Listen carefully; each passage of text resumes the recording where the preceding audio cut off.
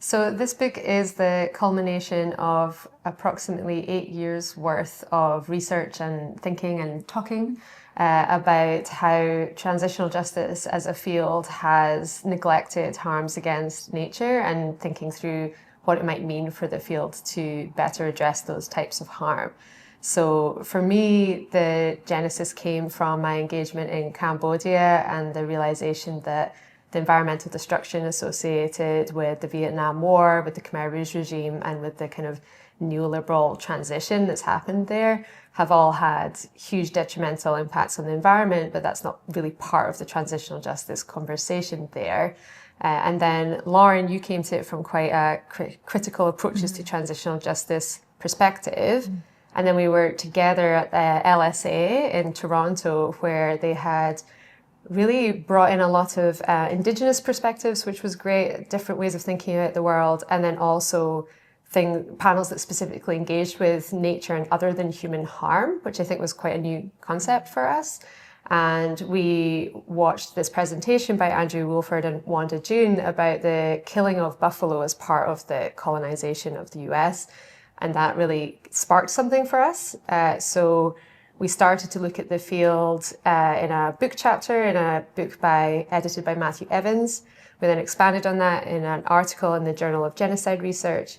And then we were, this is COVID era, we were in a Twitter conference where we were sharing some of these ideas online, and Routledge reached out to us asking if we wanted to do a book, and that seemed like a good idea. I think ultimately Lauren and I want to explore these ideas through case studies and through empirical research, but it's such a huge topic that it made sense to do a full book just trying to understand, why has transitional justice not really grappled with environmental harm? Are there examples already of where that's taking place? How might we rethink the field? Yeah, and I think in particular, like the book, or focusing on this topic, allowed us to explore these key critiques of transitional justice.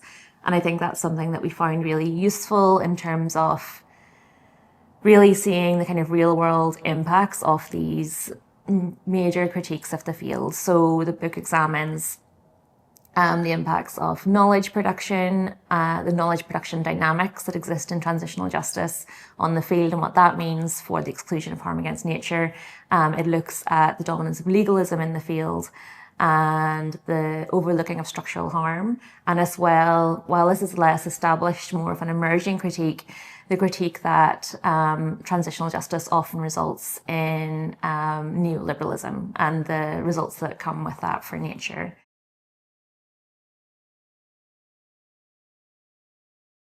So in terms of the process of writing the book, as Rachel mentioned, we had this book chapter, and we really struggled in the chapter to kind of bring our ideas under control within a relatively short word limit. And the article then was the obvious next step, because we had more space than that to expand on each of these ideas. And then when the opportunity was, presented to us to write a book, we obviously thought, it was an excellent opportunity to really give the necessary depth and hopefully rigor to some of these ideas that we were trying to give shape to. Writing the book was challenging. I mean, writing a book always is challenging.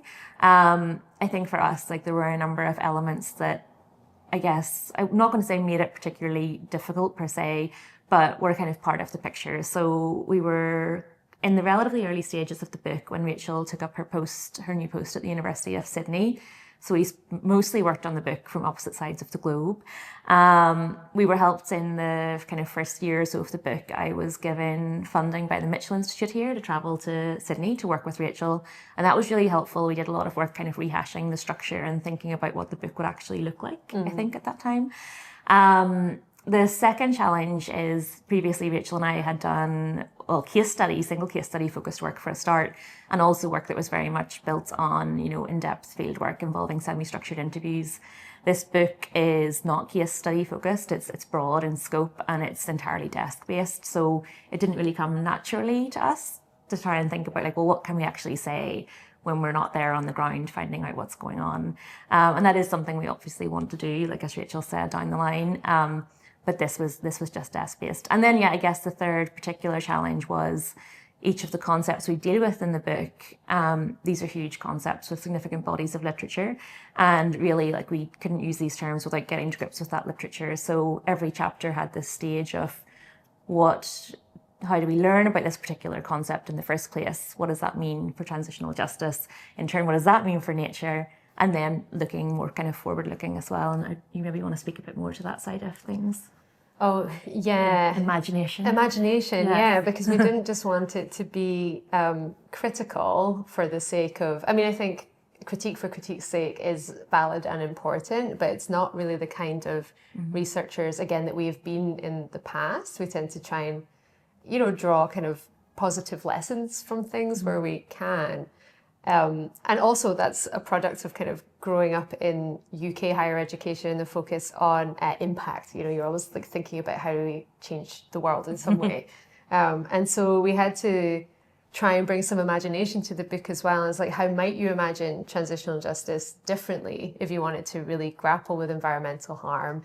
And I think for some folks reading the book might think sometimes we get a little bit utopian, but I think utopian thinking is useful sometimes. And so the next stage of the research will obviously be to think about, well, do some of these ideas actually work? Might they already be happening in some spaces? But what we really wanted to do with the book is just make the point that other possibilities are out there. It's not inherent to responses to conflict that they ignore environmental harm. We're not inherently limited in our empathy to other human beings. There have been other ways of thinking about our connection to the natural world, and those have existed in different times and across different places, and there's value in engaging with those worldviews. So a recurring theme in the book is just the need for transitional justice to take other perspectives more seriously, and we use the Colombian case study, for example, as a place where they have listened to Indigenous ways of thinking about nature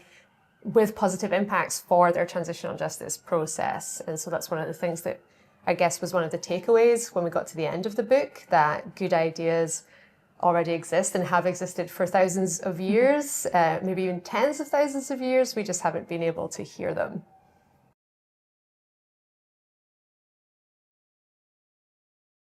We have presented these ideas at various conferences and events over the many years that we worked on this book, many more years than we thought we would work on this book.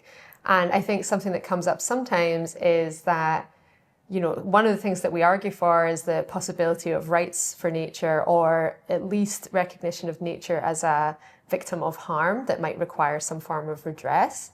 And I think sometimes maybe folks from an environmental law background where that's not the way nature is framed, or from the perspective of someone that's concerned about overstretching transitional justice, some of what we say can feel a bit challenging or confronting, but that is the intention, is to try and kind of push the conversation forward a little bit. So don't need readers to agree with it all. And we try to be really clear in the book that we're not setting out what must happen, because transitional justice is always context specific as well. More that none of this is inevitable, and there's possibilities here that could be explored.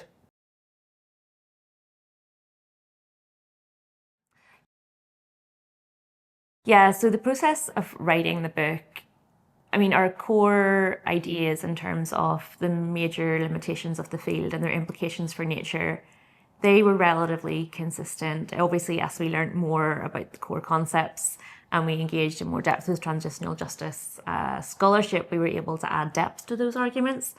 But I think the more forward-looking elements of the book, in terms of looking at how transitional justice might be adapted, the various modes of thinking that we might be able to learn from, or the approaches that we can kind of take as possible examples, that was a real learning experience for me.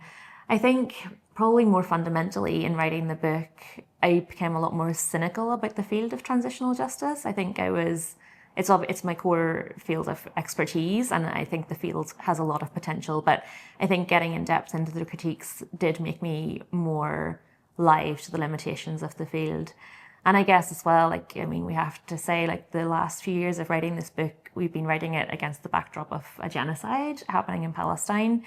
And you're writing about the role of international law, the place of human rights, when there is huge human suffering and, of course, huge destruction against nature happening as well. So I think for me, the book, it was a weird kind of duality between becoming increasingly cynical about transitional justice, but also becoming, I think, more critically aware of its potential as a political tool, like in the way that people use the language of human rights, knowing its limitations, but that language still has power. And I think through working on the book, I don't want to speak for both of us, but I think we both started to think about actually how can we, the value of an imperfect tool to different populations, to use the mechanisms or at least the kind of broad goals of transitional justice to further what works for them or what is most effective in their own context for addressing past harm.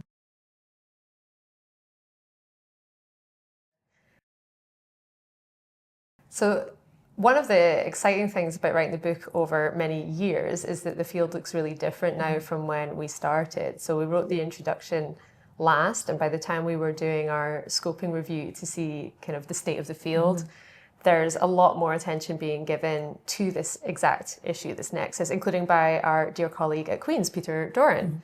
And so in terms of future directions, we want to build on that, connect with other folks that are doing this kind of work, and I guess look closer at exactly what Lauren was saying. If we accept the limitations of transitional justice as a tool of transformation, how does that liberate you to then move forward with what it can do? It's not, transitional justice is never going to bring the revolution on its own, but there are prospects there to bring a modicum of justice to a harmed population, human and other than human. And so we want to keep looking at what that might entail.